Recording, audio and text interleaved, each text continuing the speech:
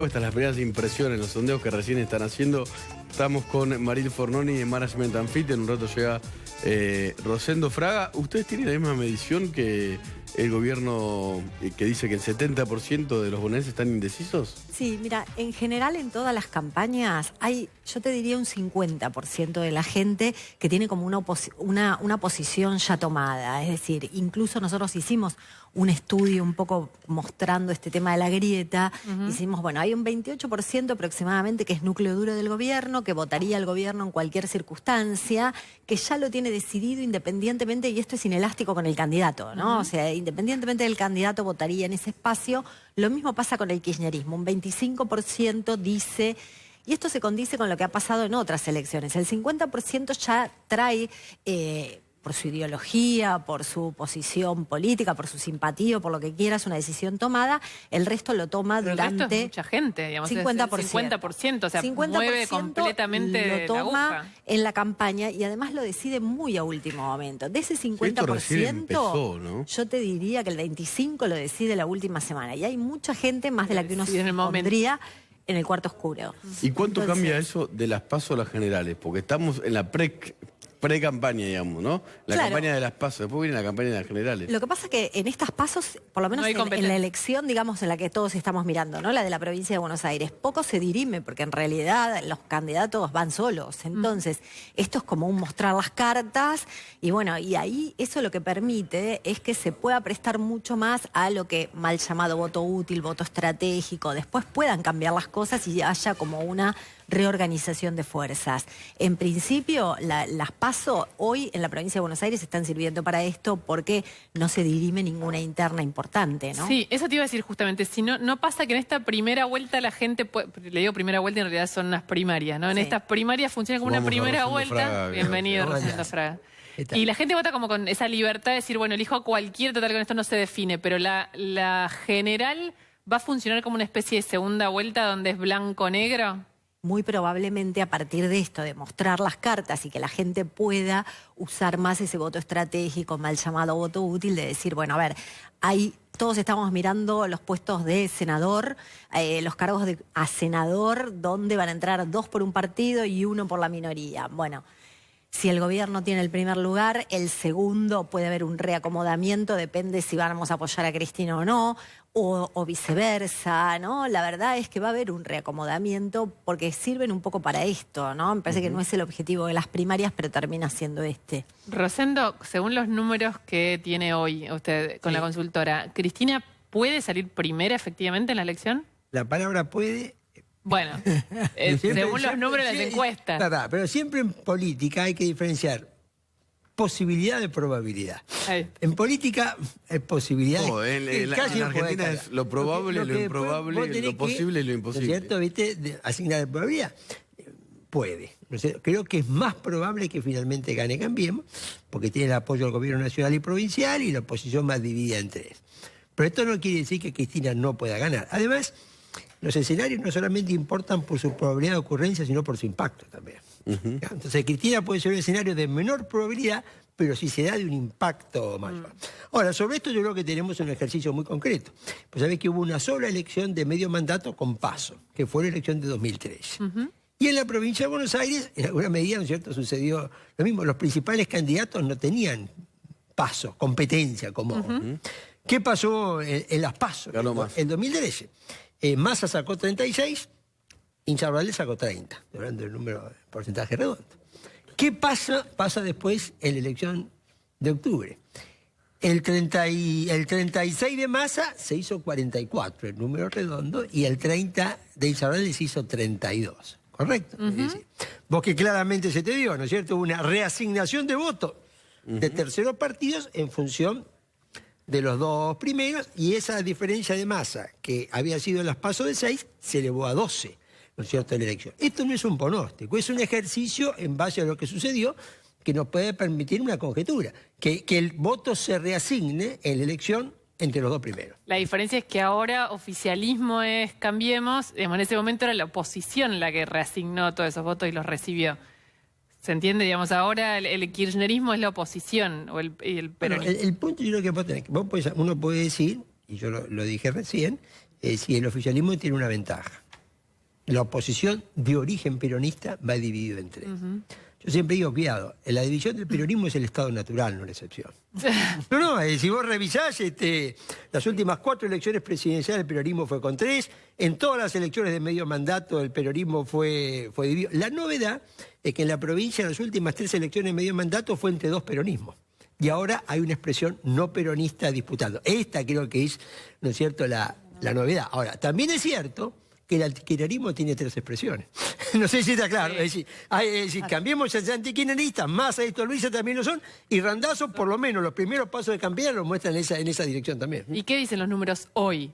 Que son prematuros, pero ¿qué dicen hoy? Sí, bueno, los números muestran una situación muy dividida. Primero estamos hablando de fuerzas, porque acá tenemos candidatos que son muy conocidos y otros que no tanto, ¿no? En el oficialismo los candidatos tienen por crecer todavía. Cuando uno pregunta por candidato, Bullrich no tiene el mismo nivel de conocimiento que tiene Cristina Fernández o que tiene Massa.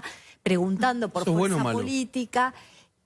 cuando vos tenés un grado de conocimiento total, lo que no te permite seguir creciendo, ya tenés un techo. Creo que el oficialismo también, de alguna manera, planteó esta estrategia de polarización con el gobierno, con la expresidente, porque de alguna manera sabía que tenía un techo bajo. Es decir, ese 50% de gente que nunca la votaría es un techo bajo. Lo que pasa que es riesgoso, ¿no? Porque además... El peligro de Cristina es que tiene un techo bajo, pero tiene un piso alto. Y en una legislativa donde el voto se abre, bueno, arranca de un buen punto de partida, ¿no? Ahora, un triunfo en esta elección, ¿qué sería? Porque estamos mirando toda la provincia de Buenos Aires, pero hay candidatos en 24 provincias. Cambiemos tiene un buen despliegue territorial, el Frente para la Victoria no tanto. Tal vez gane Cristina en la provincia de Buenos Aires, pero Cambiemos gane mucho más a nivel nacional. ¿Quién gana, en definitiva? ¿Quién gana? Yo te decía lo siguiente. Yo podría decir, mira, no exageremos. De 24 senadores, en Buenos Aires se eligen solo 3 de 24, un octavo. Y de 129 diputados, se eligen solo 35, menos del 30%. Yo te podría decir esto, y analíticamente es así. Pero cuidado, te verdad que el 2009, cuando Narváez le gana a Kirchner por 2,5 puntos, kirchnerismo decía, no, a nivel nacional, ganamos nosotros, mire la suma nacional, mire la cantidad, perdieron. Tras el 2013, cuando Massa le gana, el que decía, no, mire, a nivel, ese es un frente bonaerense, fíjese lo que perdieron. Y era verdad. La historia te demuestra que, viste, que Buenos Aires vuelca el efecto ganador. Ahora, en los dos casos, en el de Narváez y en el de Massa, después no les alcanzó en la presidencial para ser presidentes. Sí, absolutamente, pero en la segunda perdió el kirchnerismo la provincia y perdió por la presidencial. Sí. Cuidado que en las últimas 7 presidenciales del 83 para acá, 6 de 7, la previa a la presidencial anticipó la derrota del triunfo del gobierno. Sí. No sé si... Y la excepción fue el 2009-2011 porque se murió Kirchner, no sé... Entonces, cuidado, a Massa no le alcanzó, pero al kirchnerismo perdió y perdió. También, ¿no es cierto?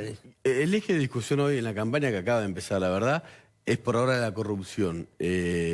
¿Eso beneficia al gobierno, a la oposición, a Cristina? ¿Eso es real? No. La gente tiene nosotros lo que vemos es que está muy segmentado, digamos. Los que están más cercanos al gobierno, los principales temas de preocupación pasan por los temas de corrupción, por los temas más institucionales, la visión de una Argentina distinta en el mundo, la inseguridad también. Y en los segmentos que están más cercanos al kirchnerismo, los temas tienen que ver exclusivamente con lo económico, la pobreza, la inflación, el desempleo. Entonces, bueno, evidentemente el gobierno no puede mostrar mucho resultado económico y sus temas van a ir por el lado de la corrupción y por otro lado la oposición, de alguna manera, el eje va a estar dado en lo económico, sacando el primer paso de campaña de ayer de la candidata Vallejo que metió el tema corrupción sola en primer lugar.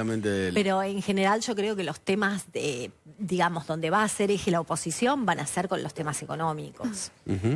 Bueno, mira, sí, yo considero lo siguiente, yo creo que para mí los dos grandes temas del conurbano, que son 2 cada 3 votos, es la inseguridad y la situación social, ¿no es cierto? La corrupción en el conurbano nunca importó demasiado, y te subrayo en el conurbano. Si vamos a Mar del Plata, Bahía Blanca, Tandil, Azul, esto es diferente, no sé si está claro. En el conurbano Buenos Aires tiene 135 municipios, ¿no? Claro, ¿no es cierto? Vos digamos, hay prioridades diferentes en este ámbito. Pasa que con urbano son 2/3, los votos de la provincia, el interior es ¿cierto? Es 1/3. Yo creo que claramente el kirchnerismo va a una, yo diría que más que la economía, va a una discusión sobre la situación social. ¿Cierto? Es decir, en este punto, que es donde el gobierno de Cambiemos no puede mostrar resultados todavía. Creo que el gobierno de Cambiemos va al tema de la corrupción, como eje, ¿no es cierto? Sí, y fue solito el kirchnerismo, ¿no? Con Fernanda un poco el Vallejos kirchnerismo lo que hablando quiere. Pero este es el tema, ¿no es cierto? A ver, yo si manejara la Si usted campaña, fuera Durán Barba, si tuviera la campaña, me decía, un momentito, atiendan el Frente Social. No sé si denle prioridad al Frente Social. Temas como, por ejemplo, ¿no es cierto?, la revisión / anulación de las pensiones. de las pensiones por invalidez. No es el momento, y no sé si está claro. Yo diría, mire, ustedes lo que tienen que darle es prioridad a ese frente, porque quizás es el punto débil, ¿no es cierto? Sí, un poco me parece que el kirchnerismo lo que quiere mostrar es, bueno, ustedes están viviendo peor de lo que vivían antes. Ese es el mensaje y el gobierno dice, bueno, ustedes viven peor de lo que vivían antes porque el gobierno anterior se robó lo que ustedes necesitaban para vivir mejor. Sí, así como básicamente así está dado el mensaje. 5 víctimas, ¿no? de la actual gestión, podría haber subido a 5 beneficiados o a 5 víctimas, por ejemplo, de Santa Cruz, ¿no? Que es una cosa de la que no habla.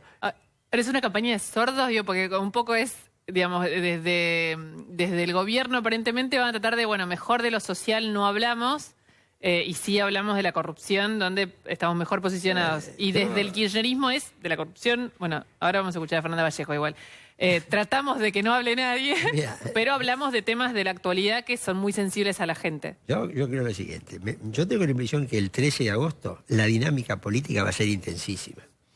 ¿Viste? Esta es una elección, ¿no es cierto?, que va a tener una fuerza, porque además las circunstancias y los antecedentes de esta elección la hacen muy importante. Sí. Yo siempre recuerdo a Macri en agosto del año pasado, cuando abrió el mini Davos, dijo, creo que vamos a tener una elección maravillosa que va a confirmar el rumbo que hemos elegido. Y hace 3 meses dijo, esta elección define mi éxito o mi fracaso. Ahora no dice tanto. Esto, ahora dice que si ganan en todo el país están bien, y que si le ganan por un punto en provincia... ¿Sabe lo que sucede?